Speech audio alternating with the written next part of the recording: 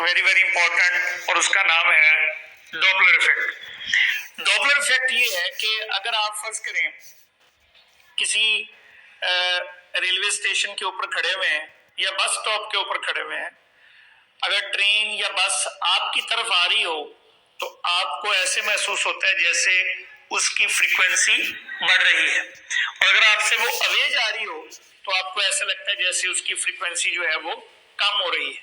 इसी तरह से अगर कोई हॉर्न बज रहा है या कोई बेल बज रही है तो अगर आप उसकी तरफ जा रहे हो या रेडियो चल रहा है या स्पीकर कोई ऑन है, ठीक है, अगर आप उसकी तरफ मूव कर रहे हो तो आपको ऐसा लगता है जैसे फ्रीक्वेंसी जो है वो वेव्स की बढ़ रही है, और अगर आप उससे अवे जा रहे हो तो आपको ऐसे महसूस होता है जैसे फ्रीक्वेंसी कम हो रही है।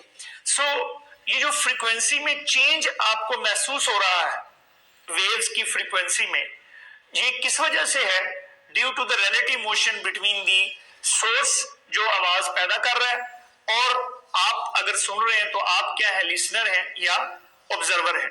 तो इसका मतलब है डॉपलर ने ये कहा कि जब भी सोर्स और ऑब्जर्वर के दरमियान एक रिलेटिव मोशन होगी तो हमें वेव्स की फ्रीक्वेंसी में एक चेंज महसूस होगी, चेंज ऑब्जर्व होगी। that change or that this effect is called Doppler effect.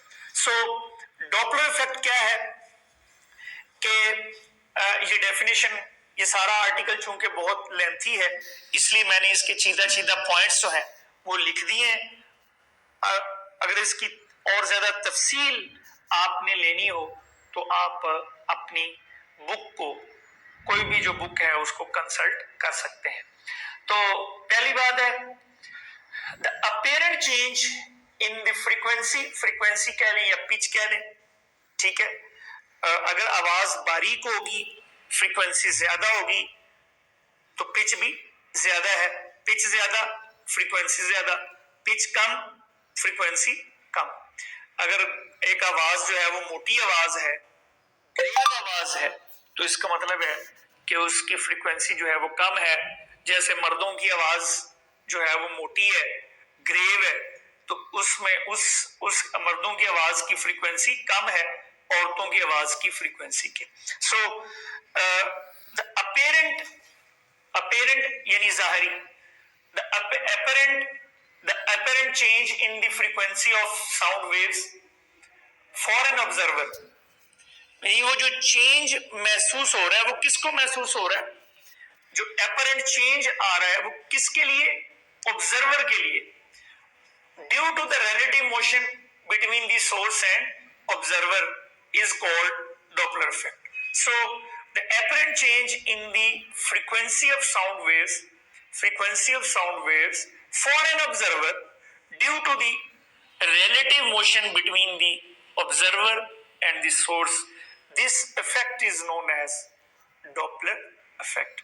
तो आसान अल्फाज में या आपके ज़हन में क्या बात होनी चाहिए कि जब भी सोर्स और ऑब्जर्वर के दरमियान एक रिलेटिव मोशन होगी, so there will be the apparent change in the frequency of sound waves, and that change, that effect is called Doppler effect। So इसको हम वन बाय वन करके देखते हैं। 3 केस बेसिकली हम इसके डिस्कस करेंगे। पहला केस ये होगा कि अगर सोर्स रेस्ट में है, ऑब्जर्वर मूव कर रहा है, ऑब्जर्वर सोर्स की तरफ भी आ सकता है, अवे भी जा सकता है, ठीक है। whether the observer is moving towards the source or away from the source। पहला केस ये हो सकता है कि सिर्फ ऑब्जर्वर मूव कर रहा है, सोर्स स्टेशनरी। दूसरा केस हमारा होगा कि ऑब्जर्वर रेस्ट में है, सोर्स मूव कर रहा है either towards the observer or away from the observer। और तीसरा केस क्या होगा कि वो दोनों मूव कर रहे हैं, सोर्स और ऑब्जर्वर भी दोनों मूव कर रहे हैं either towards each other, away each other, या एक ऑब्जर्वर जो है वो सोर्स का पीछा कर रहा है या सोर्स ऑब्जर्वर का पीछा कर रहा है। तो ये सारे केस हम वन बाय वन देखते हैं और एंड पे इन सारे फार्मूले, जितने भी फार्मूले होंगे, उनका हम एक ट्रिक भी सीखेंगे कि उनको आपने याद कैसे रखना है। And source is stationary. तो पहले केस में आपने क्या लेना है कि ऑब्जर्वर मूव कर रहा है, सोर्स स्टेशनरी। अब आप ये देखें, जरा गौर करें, अगर फर्ज करें सोर्स और ऑब्जर्वर दोनों स्टेशनरी हैं, ये ऑब्जर्वर साहब है, ठीक है जी, ये ऑब्जर्वर है और ये सोर्स है। अब यहां से वेव्स निकल रही हैं, वेव्स निकल रही हैं और ये सोर्स तक पहुंच रही हैं। वेव्स की सोर्स की तरफ पहुंचने की स्पीड कितनी है? v। यानी सोर्स से जो वेव्स निकल रही हैं वो किस स्पीड से ऑब्जर्वर की तरफ जा रही हैं? v स्पीड से जा रही है। उनकी फ्रीक्वेंसी क्या है? जो अगर अब चूंकि ऑब्जर्वर और सोर्स के दरमियान कोई रिलेटिव मोशन नहीं है, तो अब ऑब्जर्वर कौन सी फ्रीक्वेंसी नोट करेगा? Actual frequency. और एक्चुअल फ्रीक्वेंसी को हम सारे फार्मूलों के अंदर f से ज़ाहिर करेंगे और अपेरेंट फ्रीक्वेंसी को हम किस से ज़ाहिर करेंगे? f डैश से। अब ये बाद में देखते हैं। देखें, अगर सोर्स और ऑब्जर्वर दोनों रेस्ट में है तो ऑब्जर्वर साहब जो है, ऑब्जर्वर जो वेव्स को कैच कर रहा है, जो वेव्स के पहुंचने की स्पीड कितनी है? v। तो नंबर ऑफ वेव्स रिसीव्ड पर second by the observer, so number of waves received per second by the observer is f is equal to f is the number of waves, किसके बराबर आ गया? v over lambda। ये कब है?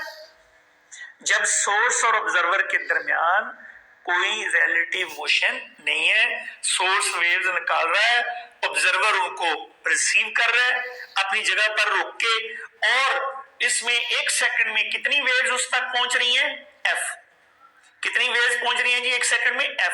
अब देखो next देखें जरा, अगर ये ऑब्जर्वर साहब जो है, अगर ये यहां पर अगर फर्ज करें 1 2 3 4 5 6 7 8 लेट्स से 8 वेव्स उसने रिसीव की हैं एक सेकंड में, अगर वो यहां खड़ा है, कितनी दूर खड़ा है? लेट्स से इनके दरमियान डिस्टेंस है, लेट्स से कितना है? v।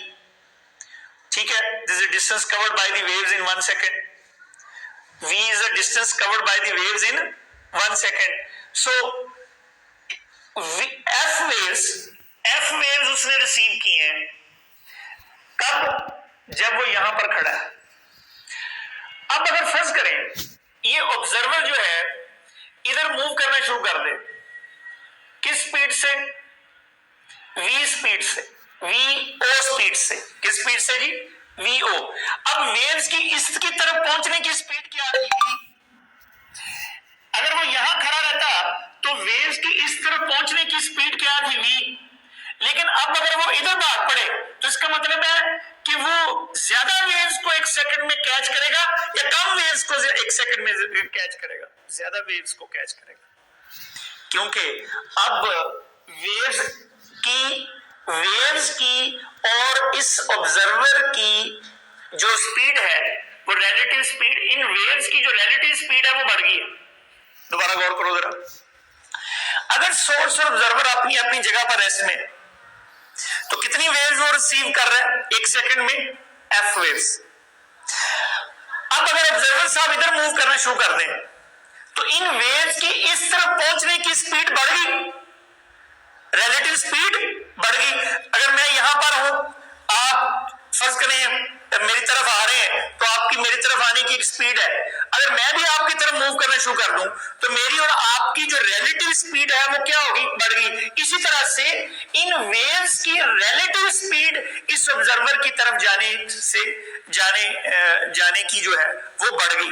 रिलेटिव स्पीड बढ़ने की वजह से क्या हुआ? ये ज्यादा वेव्स कैच करेगा पर सेकंड, ज्यादा वेव्स कैच करेगा पर सेकंड। इसलिए इससे महसूस होगा कि जैसे वेव्स की जो फ्रीक्वेंसी है, वेव्स की जो फ्रीक्वेंसी है वो बढ़ गई है, वेव्स की जो फ्रीक्वेंसी है वो बढ़ गई। अब देखो, अगर सोर्स और ऑब्जर्वर रेस्ट में है, the number of waves received by this observer per second कितनी हुई? f। Now if observer is moving towards the stationary source तब क्या होगा? When observer is moving towards the stationary source with velocity VO, then the relative velocity of the waves बढ़ गई, कितनी होगी? V plus, जब ऑपोजिट डायरेक्शन में move करते हैं तो रिलेटिव स्पीड जो है वो क्या हो जाती है? बढ़ जाती है। तो रिलेटिव स्पीड कितनी होगी? V plus VO। So the number of waves received by the observer per second कितना हो गया? This is the relative speed divided by lambda। तो इस लैम्डा की वैल्यू यहां से निकाल लें, V ओवर F, यहां V ओवर F पुट करें, तो V है, it is greater than 1, so F dash is greater than F। तो यही मैंने आपसे कहा कि जब यहां पर खड़े होकर ऑब्जर्वर और सोर्स आपस में रेस्ट में है, तो यहां पर खड़े होकर वो वेव्स को रिसीव कर रहे हैं। अगर नंबर ऑफ वेव्स रिसीव्ड पर सेकंड F है, तो अगर ये इधर भाग पड़े तो वो क्या करेगा? नंबर ऑफ वेव्स पर सेकंड जो वो रिसीव करेगा वो क्या करेगा? ज्यादा करेगा, इसलिए फ्रीक्वेंसी क्या होगी? बढ़ गई। इसी तरह से when the observer is moving away, अगर वो यहां से अवे मूव करना शुरू कर दे, किस स्पीड से? VO से, तो अब वेव्स की रिलेटिव स्पीड इस ऑब्जर्वर की तरफ जो पहुंचने की है वो क्या होगी? कम होगी। कितनी होगी? V minus VO। This is the relative, this is V minus VO towards the observer। Waves की ऑब्जर्वर की तरफ जो रिलेटिव वेलोसिटी है, ऑब्जर्वर के लिहाज से जो रिलेटिव वेलोसिटी है वो क्या होगी? V minus VO। तो इसमें हम अपेरेंट फ्रीक्वेंसी F डैश अब क्या आ जाएगी? पर सेकंड वो क्या करेगा? कम करेगा, क्योंकि वेव्स की रिलेटिव वेलोसिटी अगर कम होगी है सोर्स ऑब्जर्वर की तरफ पहुंचने की, तो 1 सेकंड में कम वेव्स रिसीव करेगा। अगर रिलेटिव वेलोसिटी ज्यादा हो जाएगी तो 1 सेकंड में ज्यादा वेव्स रिसीव करेगा। इसलिए जब ऑब्जर्वर सोर्स की तरफ मूव करेगा तो उसको क्या महसूस होगा? कि जैसे फ्रीक्वेंसी बढ़ गई है, और अगर वेव मूव करेगा तो क्या महसूस होगा? जैसे फ्रीक्वेंसी कम होगी। ठीक है जी, तो ये हमारे थे फॉर्मूले। वो क्या है? टेक्निकल ये बात जरा समझे। ये देखो, आपको समझाने की, मूव नहीं कर रहे एक दूसरे के लिहाज से, क्या है? रेस्ट में है सोर्स ऑब्जर्वर। अब देखो, इस तक 1 सेकंड में कितनी वेव्स पहुंच रही? 1 2 3 4 5 6 7 8। जरा तवज्जो करनी है। अब यहां पर फर्ज करें सोर्स यहां पर वेव्स पैदा करी जा रहा है।